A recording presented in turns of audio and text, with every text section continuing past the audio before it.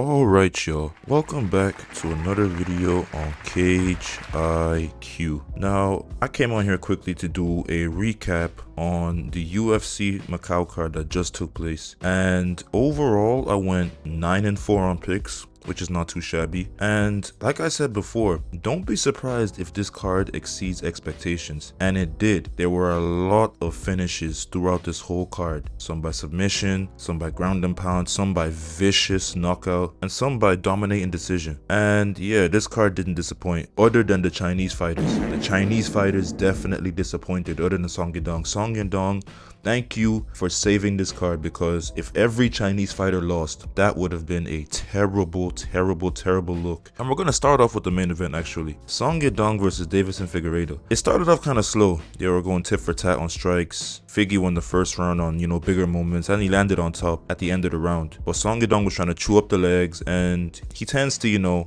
ease into fights. He tends to let fights and rounds get away from him by being too patient. But in this case, it worked out, because once it got to round 2, he started opening up more, and yeah, Figgy decided to shoot a takedown, and Song Yadong jumped the GILLY. Who would have saw this coming? Song Yadong jumping the GILLY. Crazy. But he gets it done and keeps the hope alive for the Chinese fighters. The same cannot be said for the co-main event though. Zhang Mingyang versus Alonzo Menefield. Yeah, Zhang Mingyang did not get going.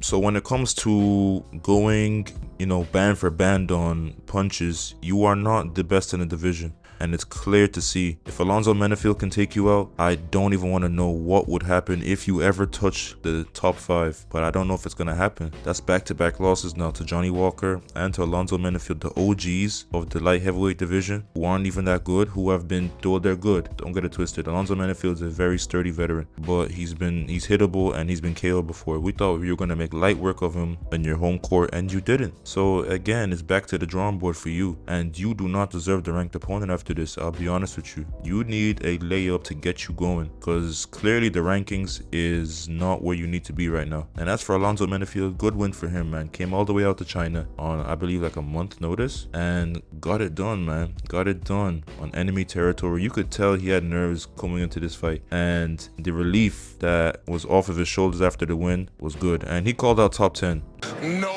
No. Nah.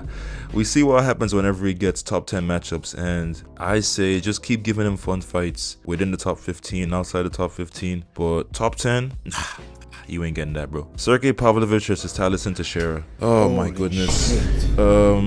I predicted this to a T. I don't know why we were here thinking Taliesin Teixeira was going to win. I said he's a good prospect in the heavyweight division, but you have to give him time. He cannot be getting these big step-ups in competition after one win. Again, UFC, what are you doing? You're trying to kill one of your younger prospects in a division that's dying, that is slowly on the way back up. And this, man. Yeah, Sergey Pavlovich slimes him out within 30 seconds. It was bad. There's nothing to review on this fight. Taliesin Teixeira died. Next fight of the card, Kaya Sakura versus Cam Smotherman. I had Asakura winning, and yeah, he gets it done. He's the better striker. Smotherman just wants to box. His IQ is not there, and he has been KO'd before. If you're losing to Ricky Simone, Kaya Sakura is going to put you down, and that's exactly what he did. Got him out of there within 2 minutes with a nice left hook, just teeing off on him. Once he landed the first left hook, he just kept going. Actually, I think it was a right hand. Then he landed with the left hook, and then just started teeing off on him on the fence, and yep, Smotherman went down. So good win for Kaya Sakura.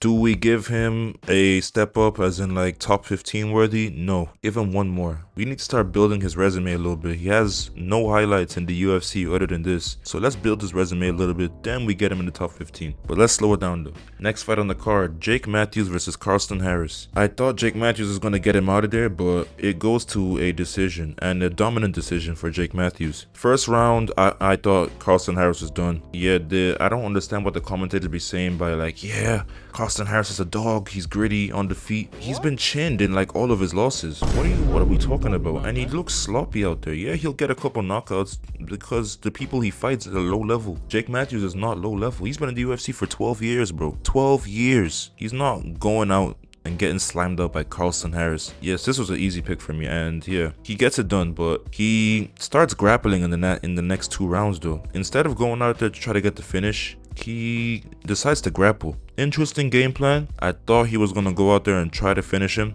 but nah, I guess he felt bad for him in a way, which is not what you want to hear because hello, is anybody gonna tell him that you get bonuses for finishing? Like, hello?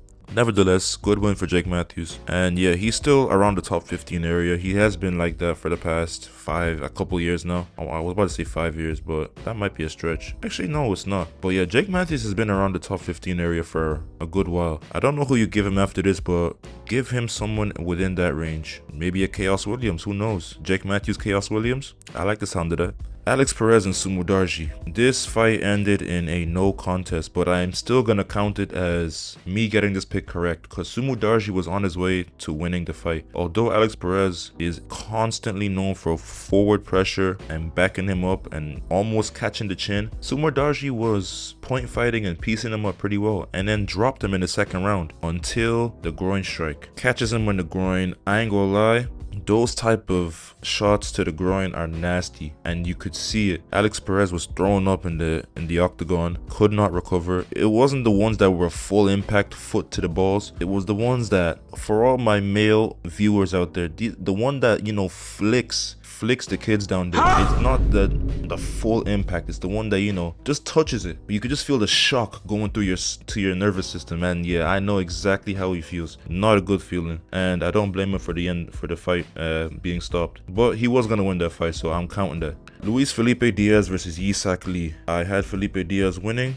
by physicality, and that's exactly what he did. He dropped him on one knee within the first 2 minutes and then follows up again a minute later with the same right hand and then puts him down. Yisak Lee's curled up in the ball, not defending himself, and that's all she wrote. So good one for Luis Felipe Diaz. I don't know if he's going to be like a player in the middleweight division. He's physical, but he's not really technical, if that makes sense. So I'm not too high on him, but good win nevertheless. Next fight, Jose Souza versus Meng Ding.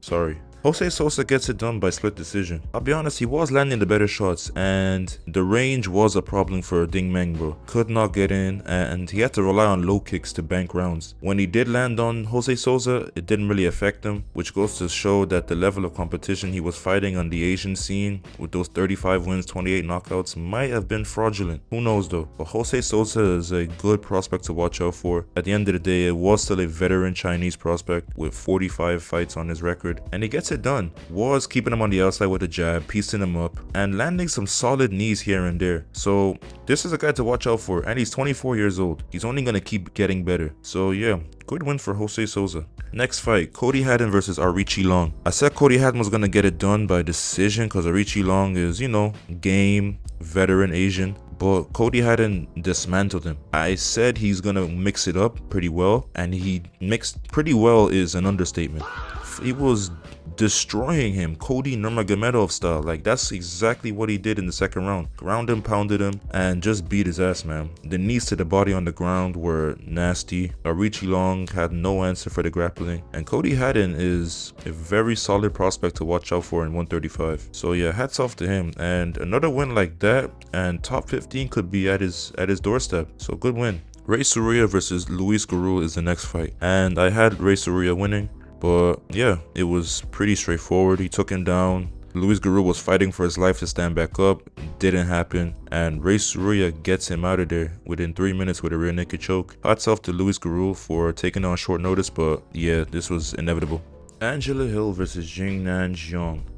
I was surprised by two things. One, how basic Jingnan Zhang looked, and two, the fact that Angela Hill still looks this consistent and this sharp at 41 years old.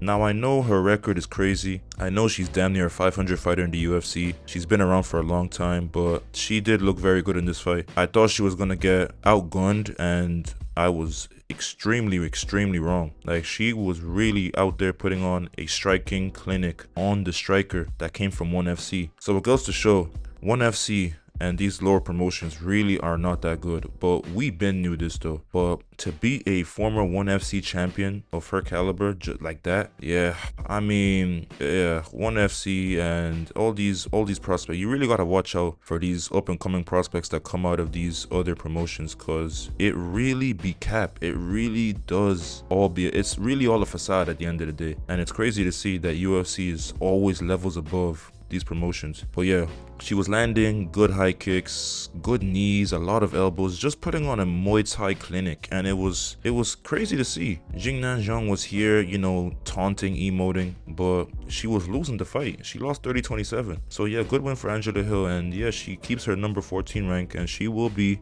a gatekeeper until her career is over. Like that's. It's just simple as that, but yeah, good one for her. Rodrigo Vera versus Kang Ji-ju. I had Rodrigo Vera winning. I thought it was going to be a closer fight, but nah, he got him out of there quick. Landed a check hook within the first 2 minutes, and Kang Ji-ju never recovered. Vera followed up with some ground strikes and got him out of there. And yeah, Kang Ji-ju, still a solid guy at the end of the day, but Rodrigo Vera just was better. The better guy, landed the better shots. And yeah, he's a guy to watch out for. These Peruvians, I'm telling you, man. Something is in that Peruvian water, I don't know, but these guys are not to be messed with. They are slick strikers, very smart fighters as well, high IQ, and they're exciting, man. They always bring the fight. So yeah, you gotta watch out for these guys, and Rodrigo Vera is another name in the 145 division. Last fight, or shall I say the first fight, Jacqueline Amarim versus Luma Lukbumi. Completely got this fight wrong. I went based off of Amarim's last fight, and yeah,